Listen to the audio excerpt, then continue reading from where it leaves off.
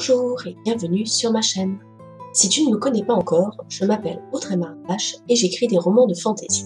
J'ai également créé un jeu de rôle inspiré de l'univers de ma première trilogie, L'éclat et l'ombre. Dans cette vidéo, je vais te donner 5 conseils pour faire connaître ton roman sans internet. En effet, l'écriture n'est que la première étape. Pour information, les conseils qui vont suivre sont un condensé de ce que j'expliquais dans mon dernier live écriture sur Twitch que tu peux retrouver ici. A noter aussi qu'il y aurait beaucoup d'autres conseils à donner et je ferai sûrement d'autres vidéos sur le sujet, notamment pour la promotion en ligne, mais aujourd'hui on va se concentrer sur les solutions dans la vraie vie. C'est parti!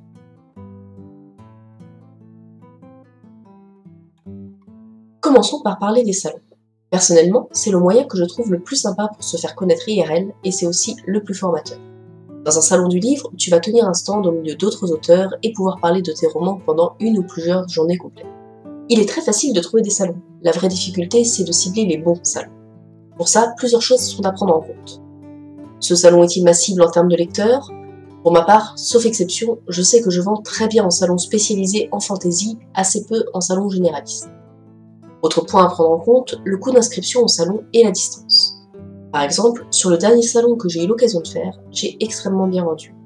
Mais comme j'ai dépensé près de 250 € d'essence et de péage pour m'y rendre, j'ai fait seulement quelques dizaines d'euros de bénéfices. Si je devais te donner un autre conseil pour les salons, ne te décourage pas si le public n'est pas au rendez-vous. Certains salons peuvent s'avérer extrêmement frustrants et démoralisants. Parfois tu ne vendras rien et tu auras l'impression que ton roman n'intéresse personne. Ça arrive et ça ne veut rien dire. Il m'arrive de ne vendre que 2 ou 3 livres sur un salon et de passer les 100 ventes sur le suivant. C'est très aléatoire et ça ne dit rien de la qualité de tes livres. Tout au plus, ça peut être signe que tu peux améliorer ton stand ou ta façon de le mettre en avant. Et pour ça, je te renvoie vers l'une de mes premières vidéos 5 conseils.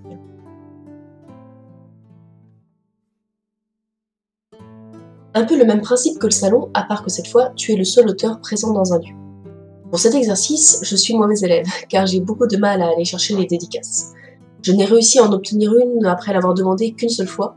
Les autres fois où j'ai eu la chance de le faire, c'est parce qu'on m'avait contacté. Mais dans l'idée, c'est assez simple.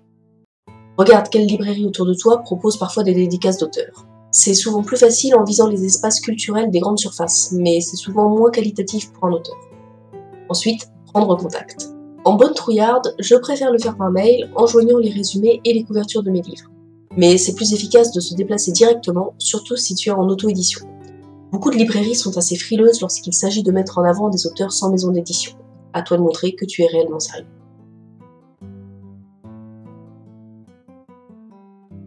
C'est la suite logique de la dédicace dans un lieu, mais tu peux aussi proposer tes romans sans intervenir dans la librairie. Attention à un petit détail. Tu peux soit faire acheter les stocks par la librairie, soit, et c'est le plus fréquent, faire du dépôt-vente. Dans ce cas, ça peut vite être coûteux au démarrage sans garantie de réellement vendre.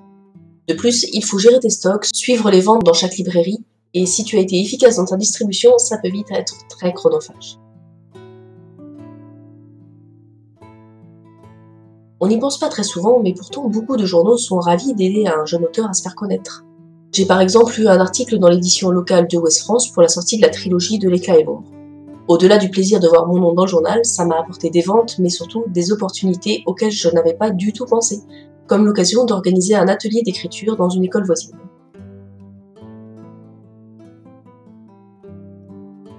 Évidemment, tu ne vas pas distribuer ton livre partout gratuitement. Mais le proposer à quelques bibliothèques autour de chez toi, c'est un très bon moyen de te faire connaître. Personnellement, j'amène régulièrement des livres que je ne lis plus en bibliothèque. Dans ces cas-là, j'en profite pour déposer les miens.